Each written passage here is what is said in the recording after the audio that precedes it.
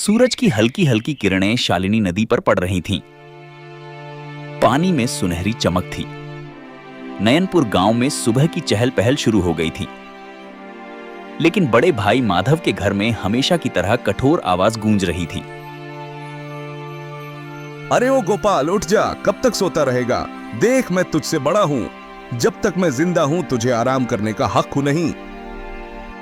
छोटा भाई गोपाल, जो अभी अभी जागा था, चुपचाप उठ गया। उसकी पत्नी प्रीति भी डरकर खड़ी हो गई। मेरी ही छांव में रहकर पेट भरता है। घर भी मेरे नाम का, खेत भी मेरे नाम का। तेरा तो कुछ भी नहीं है गोपाल। याद रख, अगर मेरा दिल बड़ा ना होता तो तू सड़क पर बैठा होता। तेरी औकात क्या है?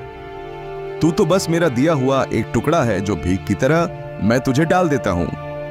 कभी आईने में देखा है खुद को? माधव हर रोज उसे ताने देता। गोपाल चुप था। उसने कभी जवाब नहीं दिया। उसके माता पिता बचपन में ही गुजर गए थे। बड़ा भाई ही उसे पाल पोसकर बड़ा लाया था। लेकिन जैसे जैसे माधव की उम्र और दौलत बढ़ी, उसका दिल सिकुड़ता चला गया। माधव की पत्नी पार्वती भी वैसी ही थी, हमेशा ताने देती। देखिए जी, बारिश आने वाली है। कह दीजिए इस निकम्मे कामचोर से कि जल्दी से घर के बाहर का कीचड़ साफ कर दे। सारे गांव वाले हमारे घर के सामने से ही तो गुजरते हैं। अगर रास्ता गंदा हो गया तो लोग क्या कहेंगे? कहेंगे कि इतने बड़े खेत, इतने मवेशी, इतना सोना रखने वाले माधव के घर के आगे कीचड़ भरा पड़ा है। लोग हंसेंगे हम पर। इज्जत का भी कोई मोल होता है, लेकिन इसको क्या फर्क पड़ता है? इसे तो बस रोटी चाहिए खाने को, चाहे घर की इज्जत मिट्टी में मिल जाए। सुबह से पड़ा हुआ है जैसे कोई राजा हो। रोज इसे देखकर मन जलता है। घर में पालतू जानवर भी इससे ज्यादा काम के होते हैं। कहिए इससे उठे और साफ करे, वरना बारिश में ये सारा कीचड़ अंदर तक आ जाएगा और गांव वालों के सामने हमारी नाक कट जाएगी। सुन लिया ना गोपाल, जा घर के आगे का रास्ता साफ कर। और सुन, मवेशियों के लिए चारा भी काट ला। मुझे खेत देखने जाना है, वहां भी काम होगा। गोपाल चुपचाप बाहर निकल गया। उसका दिल भारी था। हर दिन भाई की बातें उसे तोड़ रही थीं, लेकिन फिर भी वह यही सोचता, भैया ने ही तो पाला है, उनका हक भी है डांटने का। बारिश की बूंदें अब धीरे धीरे गिरने लगी थीं। आसमान में घने काले बादल थे। एक बूढ़ी दादी कह रही थी, अरे नदी का पानी बढ़ेगा आज, ईश्वर सबकी रक्षा करें। माधव खेत की ओर निकल पड़ा। जाते जाते गोपाल से बोला, सुन, अगर बारिश तेज हुई और नदी का पानी घर तक आ गया तो सबसे पहले मेरे मवेशी बचाना। तेरा सामान तो वैसे भी कोई काम का नहीं, पर मेरी गाय भैंस मर गईं तो नुकसान मेरा होगा। गोपाल की आंखों में आंसू आ गए, पर उसने सिर झुकाकर कहा, ठीक है भैया, जैसा आप कहें। आपका हर हुक्म सर आंखों पर। और हाँ, अगर खाना खाने का मन करे तो पहले मुझे खिला देना, तू बाद में खा लेना, समझा? यह कहकर वह चला गया। तूफान की रात। बारिश अब तेज होने लगी थी। आसमान में बिजली कड़क रही थी। गोपाल ने जल्दी जल्दी घर के बाहर का रास्ता साफ किया। फिर मवेशियों के लिए चारा काटने चला गया। मन ही मन उसने भगवान से कहा, हे प्रभु, इस बारिश में हमारे घर बचे रहें। भले ही मेरा कोई सामान बह जाए, पर भाई का घर बचा लेना। उनके पास तो सब कुछ है, मैं तो जहां भी जाऊंगा रह लूंगा। उसकी दया और भोलापन देखकर मानो बादल भी रो पड़े। बारिश और तेज होने लगी थी, लेकिन माधव को अपने खेत की चिंता थी। उसने दूर से देखा, पानी खेतों में भर चुका था, मगर उसके मन में सिर्फ एक ही बात थी, अब की बार फसल मरी तो गोपाल को काम से निकाल दूंगा। उसके पेट पर बोझ उठाने की ताकत मुझ में नहीं। उसके मन का घमंड और लालच बारिश के पानी से भी ज्यादा गहरा था। बारिश की बूंदें अब तेज होकर मूसलधार बन चुकी थीं। गांव के लोग अपने अपने घरों को मजबूत करने में लगे थे। शालिनी नदी का पानी उफनकर किनारों से बाहर आने लगा था। उसी समय माधव घर लौट आया। उसका मूड और भी कहराब था। खेत का आधा हिस्सा पानी में डूब चुका था। आते ही उसने देखा, गोपाल ने चारा काटा नहीं था। दरअसल बारिश इतनी तेज थी कि गोपाल खुद भीगकर कांप रहा था। लेकिन माधव को उसकी हालत से कोई फर्क नहीं पड़ा। उसने गुस्से से चिल्लाकर कहा, निकम्मे, जब देखो तब भीगता रहता है। चारा नहीं काटा, अब मवेशी भूखे मर जाएंगे। तू किस काम का है आखिर? भैया, बारिश बहुत तेज थी, माफ कर दो, मैं अभी काट लाता हूँ। माधव की आंखों में घमंड और नफरत भर गई। उसने एक जोरदार लात गोपाल के पेट में मारी। गोपाल गिर पड़ा। उसकी पत्नी प्रीति दौड़ती हुई आई, लेकिन माधव ने उसे भी धक्का दे दिया। वंश, उनका छोटा बेटा, जोर जोर से रोने लगा। कहा, बस बहुत हो गया, आज से यह घर तेरा नहीं, निकल जा यहां से। मैं तुझ पर और तेरे परिवार पर एक दाना भी खर्च नहीं करूंगा। निकल जा मेरे घर से। भैया, हाथ जोड़ती हूँ, ऐसा मत करो। बारिश हो रही है, हम कहाँ जाएंगे इस वक्त? देखो भैया, हमारा तो कोई नहीं है। ये घर ही आमाहिक ही हमारा आसरा है। अगर इसे भी छोड़ देंगे तो छोटा बच्चा कहाँ सिर छुपाएगा? भैया, भगवान के लिए, इतनी रात में, इतनी ठंडी में कहाँ जाएंगे हम? सड़क पर मर जाएंगे भैया। आपको जो चाहे सजा दे दीजिए, काम का दोहरा बोझ दे दीजिए, लेकिन घर से मत निकालो। जहां मर्जी जाओ, नदी में डूब मरना है तो मर जाओ, मुझे कोई फर्क नहीं पड़ता। यह घर मेरा है और इसमें रहने का हक भी सिर्फ मेरा है। बारिश की बूंदें अब गोपाल के आंसुओं के साथ मिल चुकी थीं। वह चुपचाप उठा। उसके गीले कपड़े उसके शरीर से चिपक रहे थे। उसने अपनी पत्नी और बेटे को साथ लिया और निकल पड़ा। उसकी पत्नी की आंखें लाल थीं, लेकिन कहा, दोनों घर से बाहर निकल गए। बाहर ठंडी हवा चल रही थी। बारिश में उनके पैर कीचड़ में धंस रहे थे। बच्चे का शरीर ठंड से कांप रहा था। रात का अंधेरा उतर आया था। गांव के लोग खिड़कियों से देख रहे थे, पर किसी की हिम्मत नहीं हुई कुछ बोलने की। माधव से सब डरते थे। गोपाल धीरे धीरे नदी की ओर बढ़ गया। नदी किनारे थोड़ी सी ऊंचाई थी, जहां बरगद का बड़ा पेड़ था। वहीं पर एक पुरानी झोपड़ी थी। उसी पेड़ के नीचे उसने पत्नी से कहा, यहीं रुकते हैं प्रीति। देखो, यह पेड़ की जड़ें भले ही बाहर निकल आई हैं, यह झोपड़ी भी पुरानी और टूटी फूटी है, लेकिन हमारे लिए यह भी किसी महल से कम नहीं है। कम से कम हमारे सिर पर एक छत तो होगी। ईश्वर ने हमें हर मुश्किल से बचाया है प्रीति, आज भी बचाएंगे। मुझे पूरा भरोसा है, हमारे दुख के दिन जल्दी ही खत्म होंगे। हमें बस हिम्मत नहीं हारनी है। जब तक यह सांसें चल रही हैं, मैं तुझे कभी भी खुले आसमान के नीचे सोने नहीं दूंगा। सुनिए जी, हमने किसी का क्या बिगाड़ा था? हम तो हमेशा सबका भला ही चाहते थे, फिर भी भैया ने हमें क्यों निकाल दिया? उनका दिल इतना कठोर कैसे हो गया? हम तो अपने हक्कू का भी नहीं मांग रहे थे, बस 2 रोटी और सिर छुपाने की जगह चाहिए थी। क्या यही हमारा कसूर था? भगवान ही जाने अब हमारा क्या होगा।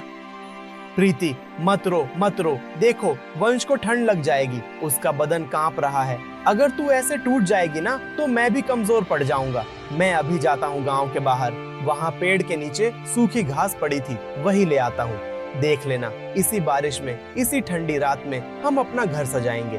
हाँ, टूटी फूटी झोपड़ी होगी, दीवारों से हवा भी आएगी, लेकिन वह हमारा होगा प्रीति, सिर्फ हमारा। छोटा सा, लेकिन उसमें तेरा, मेरा और वंश का सपना होगा। मुझे यकीन है भगवान हमें देख रहे हैं। एक दिन यही बारिश हमारी खुशियों की भीगी भीगी सौगात लेकर आएगी। वह उठा और घने अंधेरे में चला गया।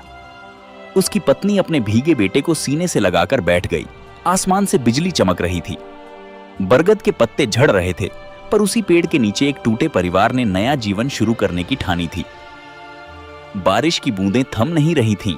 गोपाल, प्रीति और वंश नदी किनारे बरगद के पेड़ के नीचे झोपड़ी में बैठे कांप रहे थे। वंश भूख से रोने लगा। उसकी रोती आवाज सुनकर प्रीति भी रो पड़ी। गोपाल गांव के बाहर बने कचरे के ढेर तक गया। वहां लोगों द्वारा फेंकी गई सड़ी गली सब्जियां और पत्तियां पड़ी थीं। गोपाल ने कांपते हाथों से उनमें से 2 आलू निकाले। एक आधा सड़ा हुआ था, दूसरा भी गला था, लेकिन उसके लिए यही अमृत था। उसने कहा, ईश्वर, तू ही मालिक है, तू ही रक्षक है। उसने 2 और छोटे छोटे बैंगन उठाए, फिर वापस झोपड़ी की ओर लौट पड़ा। रास्ते में ठंडी हवा उसके भीगे शरीर में चुभ रही थी। बिजली चमक रही थी और अचानक बादल फटने जैसे गरजने लगे। तेज हवाएं चलीं। बारिश की बूंदें मानो पत्थर बन गईं। गोपाल किसी तरह झोपड़ी तक पहुंचा। प्रीति ने दरवाजे की जगह खड़ी होकर उसे अंदर खींचा। वह कांप रहा था। उसके हाथ से आलू और बैंगन गिर पड़े। प्रीति ने जल्दी से उन्हें उठाया और रोती हुई बोली, अरे तुम भीग क्यों गए गोपाल? देखो तो सही बारिश कितनी तेज हो रही है। तुम्हारा सारा बदन कांप रहा है। कपड़े भीगी चादर जैसे चिपक गए हैं। तुम ऐसे बाहर क्यों निकल गए थे? अगर तुम्हें कुछ हो गया तो हम कैसे जिएंगे? मुझे बहुत डर लग रहा है। प्रीति मत घबरा, आग तो नहीं जला सकते इस बारिश में, पर देखो मैं कुछ भुट्टे ले आया हूँ। इन्हें ऐसे ही खा लेना। भले ही कच्चे हैं, लेकिन तुम्हें और वंश को थोड़ी ताकत तो मिलेगी। मैं ठीक हूँ प्रीति, मुझे भूख नहीं है, ठंड भी नहीं लग रही। बस तुम दोनों खा लो, तुम्हें मजबूत रहना होगा। तुम्हारे लिए है यही तो मैं सांसें ले रहा हूँ। तभी अचानक जोरदार हवा चली और झोपड़ी की आधी छत उड़ गई। ठंडा पानी भीतर गिरने लगा। वंश डर से रोने लगा। प्रीति भी कांप गई। बारिश का कहर बढ़ता ही जा रहा था। हर तरफ अंधेरा, ठंडी हवा, बिजली की डरावनी चमक और उस वीरान झोपड़ी में 3 बेसहारा लोग। लेकिन गोपाल का दिल कह रहा था, भगवान मेरी सांसें ले लेना, पर इन्हें बचा लेना। ईश्वर तू ही मालिक है, तू ही रक्षक है। तेरे ही भरोसे तो यह सांसें चल रही हैं। आज हमारे पास कुछ भी नहीं बचा, न घर, न ठिकाना, न ही कोई सहारा। बस तेरा नाम है जिसके सहारे हम जी रहे हैं। हे प्रभु, अगर हमने कभी कोई पाप किया हो तो माफ कर देना, लेकिन मेरे बच्चों को इस सर्दी और भूख से बचा लेना। तू ही हमारा सहारा है, तू ही हमें हिम्मत देता है। जब जब दुनिया ने मुंह बांधते मुंह मोड़ा है, तभी तेरा हाथ हमारे सिर पर महसूस हुआ है। इस बार भी हमें अकेला मत छोड़ना। उस रात उसने ठंड से कांपते हुए अपनी भीगी पत्नी और बेटे को सीने से लगाए आंखें बंद कर लीं। बारिश की बूंदें जैसे उसके चेहरे पर पड़ते हुए कह रही थीं, संघर्ष तो अभी शुरू हुआ है। बारिश लगातार 3 दिनों से हो रही थी। नदी का पानी किनारे से तोड़कर बहने लगा था। झोपड़ी की दीवारें गीली होकर गल रही थीं। छप्पर टपक रहा था। अंदर वंश ठंड और भूख से कांप रहा था। प्रीति का भी बुरा हाल था। उसकी आंखों के नीचे काले गड्ढे पड़ गए थे। 3 दिनों से उनके पेट में भरपेट खाना नहीं गया था। उस रात तेज हवा और बारिश की आवाज से झोपड़ी कांप रही थी। प्रीति ने कांपती आवाज में कहा, सुनिए जी, अब क्या होगा? देखिए ना, ये झोपड़ी भी कब गिर जाए कुछ भरोसा नहीं। हर तरफ से पानी टपक रहा है। अगर ये खिराई है गुआएगी तो हम कहाँ जाएंगे? वंश को देखिए, उसे तेज बुखार है। उसकी सांस भी भारी हो रही है। उसके लिए तो दूध तक नहीं है हमारे पास। हम आखिर कब तक यूं ही जिंदा लाशों की तरह जीते रहेंगे? प्रीति, मैं भैया के पास जाऊंगा। जो भी हो, बच्चे की जान तो बचानी ही है। मैं उनसे थोड़ा सा दूध ही तो मांगूंगा। अगर उनका दिल पिघल जाए तो शायद वंश बच जाए। भले ही मुझे कुछ भी सुनना पड़े, पर मैं जाऊंगा। भैया वापस घर लेंगे हमें? सच कहूँ तो अगर आपके भाई ने आपको आपके हिस्से की जमीन दी होती तो आज हमारे पास भी एक मजबूत घर होता। लेकिन उन्हें तो बस यही लगा कि आपको पाला पोसा है तो आपके माँ बाप के हिस्से की जमीन पर भी उनका HQ है। उन्होंने तो कभी यह जरूरी ही नहीं समझा था कि वह जमीन आपकी भी थी। और आपने भी तो कभी अपना हिस्सा नहीं मांगा। क्यों? क्या हमारी जिंदगी की कोई कीमत नहीं? प्रीति, भैया ने मुझे पाल पोस कर बड़ा किया है। मेरे माता पिता के मरने के बाद उन्होंने ही तो मुझे सहारा दिया। अगर इस एहसान के बदले उन्होंने मेरी जमीन ले ली तो क्या हुआ? मैं भाई से कभी अपना हिस्सा नहीं लेना चाहता। जो दिया ईश्वर ने दिया, जो नहीं दिया वह भी उनकी मर्जी। अगर मेरे नसीब में होगा तो ईश्वर खुद देंगे, लेकिन मैं अपने भाई से कुछ मांगकर उनको सिर झुकाना नहीं चाहता। पर आज बच्चे की जान बचाने के लिए मुझे उनकी मदद लेने जाना ही होगा। गोपाल के दिल में भी यही उम्मीद थी। वह रात में ही अपना निकल पड़ा। रास्ते में घुटनों तक पानी था। बिजली की चमक में सब ओर भी डरावना लग रहा था। गांव के कच्चे रास्तों पर फिसलन थी, लेकिन उसके कदम नहीं रुके। वह भाई के घर पहुंचा। दरवाजा बंद था। अंदर से बातों की आवाज आ रही थी। भैया दरवाजा खोलो। अंदर माधव अपनी पत्नी पार्वती के साथ बैठा गर्म दूध पी रहा था। अब यह कौन आ गया इस तूफानी बारिश में? दिन भर की मेहनत के बाद चैन से बैठा भी नहीं जाता। हर वक्त कोई ना कोई मुसीबत दरवाजे पर आ खड़ी होती है। अत्यय, कौन होगा इतनी रात को? और अगर भीग भी रहा है तो मुझे क्या? सबको मेरी ही चौखट दिखती है क्या? जाओ जहां जाना है, मुझे कोई मतलब नहीं, जाके मरे बाहर। माधव उठा, दरवाजा खोला। सामने गोपाल को देखकर उसका चेहरा तमतमा गया। उसने तिरस्कार भरी नजरों से पूछा, क्यों आया है यहां? क्या चाहिए तुझे इस वक्त? दिन हो या रात, हर वक्त भीख मांगने चला आता है, जैसे हमारी ही छाती पर मूंग दलनी है तुझे। बोल, क्यों आया है?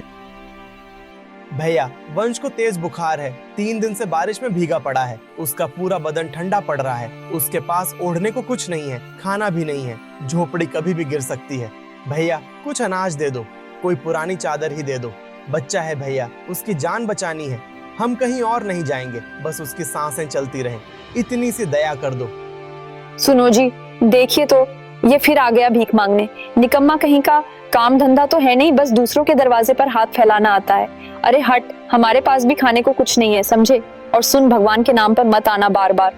जो अपनी बीवी बच्चों का पेट नहीं पाल सकता उसे तो मर ही जाना चाहिए। चल निकल यहाँ से, हमारा सिर मत खा। भैया, एक बार वंश को देख लो, छोटा सा है, मर जाएगा तो। निकल जा यहां से, मरना है तो मर जाए, मुझे क्या फर्क पड़ता है? तू जिए या मरे, मेरी जिंदगी पर कोई असर नहीं पड़ने वाला। हर बार रोनी सूरत लेकर चला आता है ये, जैसे तेरे जिम्मे का मैं ही सब कुछ हूं। निकल यहां से, और सुन, आइंदा मेरे दरवाजे पर भी मत दिख जाना, नहीं तो इस बार खदेड़ दूंगा, समझा? जा, जहां जाना है, मरना है तो मर जा, मुझे तेरी और तेरे बच्चे की कोई फिक्र नहीं है। बारिश की बूंदें उसके आंसुओं के साथ बह रही थीं। वह उलटे पांव लौट पड़ा। गांव के कुछ लोग अपनी अपनी खिड़कियों से देख रहे थे। गोपाल ने एक घर के आगे जाकर मदद मांगी। घर के मालिक ने तिरस्कार से कहा, जब तेरा अपना भाई ही तुझ पर दया नहीं कर रहा तो हम क्यों करें? निकल यहां से। आखिरकार वह टूटे दिल से, भीगे कपड़ों और खाली हाथों के साथ फिर उसी नदी किनारे की झोपड़ी में लौट आया। प्रीति ने उसके चेहरे की हालत देख ली। उसने कुछ नहीं पूछा, दोनों की आंखों से आंसू चुपचाप बहते रहे। बाहर बारिश और तेज हो गई थी, बिजली की कड़क सुनाई दे रही थी, दूर आसमान में बादल गरज रहे थे। ऐसा लग रहा था जैसे आसमान भी रो रहा हो इंसान की बेदिली और लालच पर। बच्चे के लिए खाने का इंतजाम करने वह फिर से निकला। रात अंधेरी थी। रास्ते में गांव के बाहर पीपल के पेड़ के नीचे उसने एक बूढ़ी अम्मा को देखा। उसके शरीर पर एक फटी पुरानी धोती थी, उसके बाल भीगे हुए थे, उसके होंठ कांप रहे थे और आंखों में बेबसी थी। वह पूरी तरह भीग चुकी थी। गोपाल का दिल रो उठा। उसने झुककर पूछा, अम्मा, यहाँ क्यों खड़ी हो? इतनी बारिश में भीग जाओगी, तुम्हारा ये पतला सा कपड़ा भी सारा भीग गया है। चलो कहीं छांव में बैठ जाओ, ठंड लग जाएगी। अम्मा, कुछ तो बोलो, इतनी रात को यहाँ अकेली क्यों खड़ी हो? ओह बेटा, कई दिनों से कुछ खाया नहीं, भीख मांगने गांव गई थी, मगर किसी ने कुछ नहीं दिया। किसी के पास 2 वक्त की रोटी भी नहीं बची, या शायद किसी का दिल ही मर गया है। अब यह बूढ़ा शरीर जवाब दे रहा है। खड़े खड़े भी सांस नहीं ली जा रही, हाथ पैर सुन्न हो गए हैं, पेट में भी कुछ नहीं। लगता है बेटा, अब भगवान ही बुला लेंगे। आज शायद आखिरी रात है, पर कोई बात नहीं, भगवान के पास जाऊंगी तो शायद वहां भूखा न रहूं। गोपाल की आंखों से आंसू बह निकले। उसने कांपते हाथों से अपनी भीगी जेब टटोली। उसमें गांव के कचरे से मिले 2 छोटे आलू थे, जिन्हें वह वंश और प्रीति के लिए लाया था। लेकिन अम्मा की हालत देखकर उसका दिल भर आया। उसने दोनों आलू बूढ़ी अम्मा के हाथों में रख दिए। अम्मा ने कांपते हाथों से आलू पकड़े और आंसुओं से भीगे हुए चेहरे से मुस्कुराईं। बेटा, तूने आज मेरी जान बचा ली। लोग अपने बच्चों के मुंह से निवाला नहीं छीनते, लेकिन तूने अपनी पत्नी बच्चे का निवाला मुझे दे दिया। भगवान तुझे बहुत देगा। अम्मा, मेरे नसीब में देने के लिए कुछ भी नहीं है। यह तो बस मेरी मजबूरी और लाचारी है। मैं खुद किसी से मांगता फिर रहा हूँ। भला तुम्हें क्या दे सकता हूँ? काश अम्मा, काश मेरे हाथ में भी कुछ होता तो तुम्हारे पैरों में रख देता। मैं तुझे आशीर्वाद देती हूँ बेटा। बोल, क्या चाहिए तुझे? जो मेरे बस में होगा वो दूंगी। बूढ़ी हूँ, हाथ खाली हैं, पर दुआएं देने की ताकत तो अभी बाकी है। अम्मा, आप भी मजाक कर रही हो। भला आप क्या दे सकती हो मुझे? लेकिन अगर सच में कुछ मांग सकता तो एक पक्का घर मांगता अम्मा। एक ऐसा घर जिसकी छत से पानी न टपके, जिसके अंदर मेरी प्रीति और मेरा वंश भीगे नहीं, ठंड से कांपे नहीं। बस एक पक्का घर, यही सपना है मेरा। जा बेटा जा, जो तूने मांगा है वो तुझे जरूर मिलेगा। आज मेरी एक इच्छा पूरी हुई है, पर तेरा सपना अधूरा नहीं रहेगा, यह मेरा आशीर्वाद है। ईश्वर तेरी यह इच्छा पूरी करेंगे। जा बेटा, तेरे दुख के दिन खत्म होंगे। रहे। गोपाल को लगा अम्मा शायद बुढ़ापे में भ्रमित हो गई हैं। वह चुपचाप आगे बढ़ गया। उसकी आंखों से आंसू बह रहे थे, लेकिन दिल हल्का था कि उसने किसी भूखे को खाना तो खिलाया। जब वह वापस अपनी झोपड़ी के पास पहुंचा तो उसकी आंखें फटी की फटी रह गईं। जहां वह टूटी फूटी झोपड़ी छोड़कर गया था, वहां अब एक बड़ा सा पक्का घर खड़ा था। लाल ईंटों की दीवारें, मजबूत छत, खिड़कियां और सामने एक छोटी सी ओसारी थी जहां प्रीति बैठी थी। उसके चेहरे पर हैरानी और खुशी दोनों थी। प्रीति ने गोपाल को देखकर रोते हुए कहा, सुनिए जी, यह घर कहाँ से आया? जब तू गया था तब तो कुछ नहीं था। अचानक बिजली कड़की, बादल गरजे और फिर यह घर जैसे भगवान ने बना दिया हो। गोपाल की आंखों से आंसू बह निकले। उसने आसमान की ओर देखा। बारिश की बूंदें अब भी गिर रही थीं, पर उसे ऐसा लगा जैसे ईश्वर खुद उसे छूकर कह रहे हों, तेरी दया और सच्चाई का फल तुझे मिल गया है गोपाल। आज मुझे एक बूढ़ी अम्मा मिली थी प्रीति। शायद वही फरिश्ता थी। मैंने उन्हें 2 आलू दे दिए और उन्होंने यह वरदान दिया। यह उनका आशीर्वाद है। उस रात पहली बार गोपाल और प्रीति ने एक पक्के सुरक्षित घर की छत के नीचे बैठकर ईश्वर को धन्यवाद दिया। बाहर बारिश थी, हवा थी, बिजली थी, पर उनके दिलों में सिर्फ शांति और कृतज्ञता थी। अंजाम। अगले दिन गांव में हल्ला मच गया। हर कोई यही चर्चा कर रहा था। अरे वो नदी किनारे वाला गोपाल, उसकी टूटी झोपड़ी की जगह बड़ा सा पक्का घर बन गया है, वह भी रातों रात। कहते हैं किसी बूढ़ी साध्वी ने उसे वरदान दिया, किस्मत बदल गई उसकी। यह बात माधव और उसकी पत्नी पार्वती के कानों तक भी पहुंची। वे दोनों दरवाजे पर बैठे थे। तब एक औरत ने आकर कहा, भाभी सुना, गोपाल का घर बन गया, वो भी बड़ा सा पक्का घर। किसी बूढ़ी साध्वी ने चमत्कार कर दिया, अब वो आराम से रहेगा। पार्वती का चेहरा गुस्से से लाल हो गया। उसने माधव की ओर देखा। देखा जी, जिस निकम्मे को अपने घर से निकाला वो आज राजा बन बैठा। सब गांव वाले भी उसकी बड़ाई कर रहे हैं। अगर उसने उस बूढ़ी को कुछ दे दिया और उसे चमत्कार का अधिकार मिल गया तो हम क्यों ना ढूंढें उसे, हमें भी वरदान मिल जाएगा। माधव का दिल भी जल उठा। उसका घमंड अब उसे कचोट रहा था।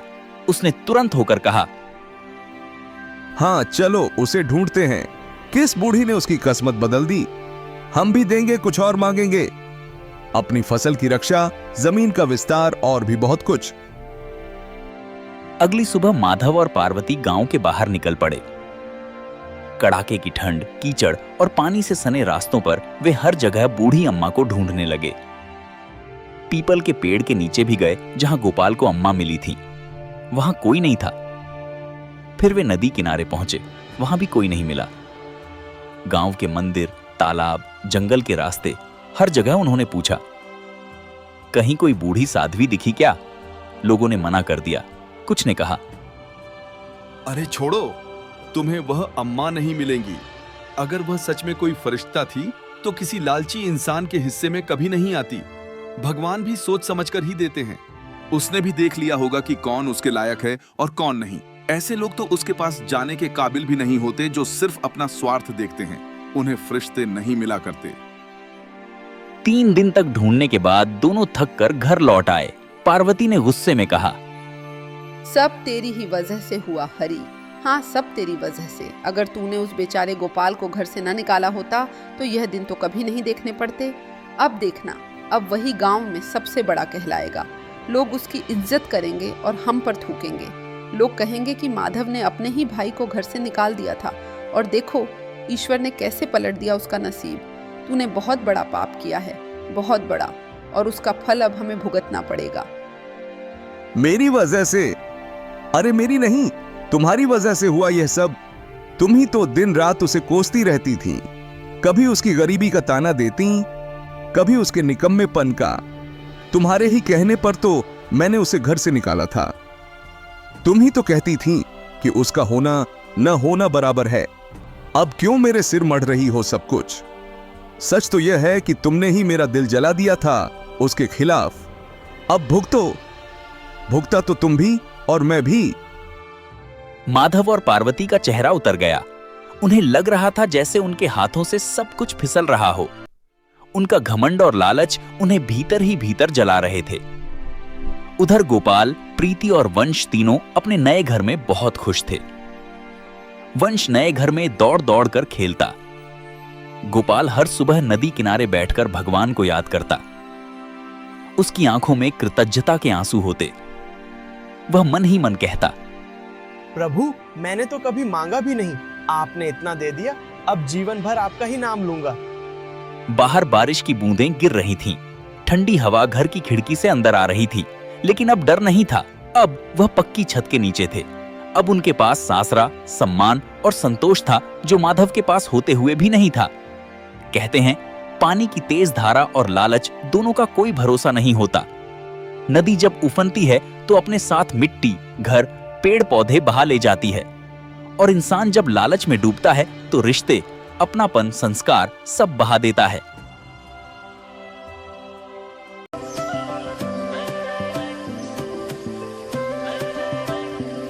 अगर आपको हमारी ये कहानी पसंद आई हो तो इसे लाइक जरूर करें। आपको क्या लगा इस कहानी से, हमें कमेंट करके जरूर बताइए। ऐसी ही और मजेदार और सीख देने वाली कहानियाँ देखने के लिए हमारे चैनल को सब्सक्राइब करें और बेल आइकॉन दबाएं, ताकि हमारी अगली कहानी आप सबसे पहले देख सकें।